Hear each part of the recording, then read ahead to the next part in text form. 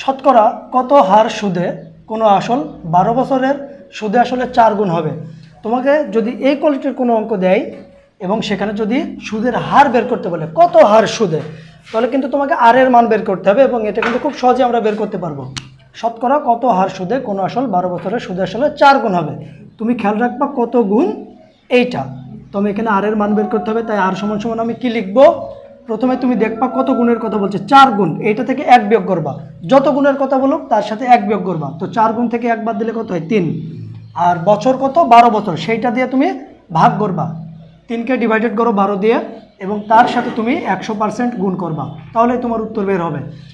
এখন কাটাকাটি করা যাচ্ছে, 3 1 কে 3, 3 4 12 এবং 4 দিয়ে 100কে কাটলে হয় 25। তার মানে এটা উত্তর হবে তোমার 25%।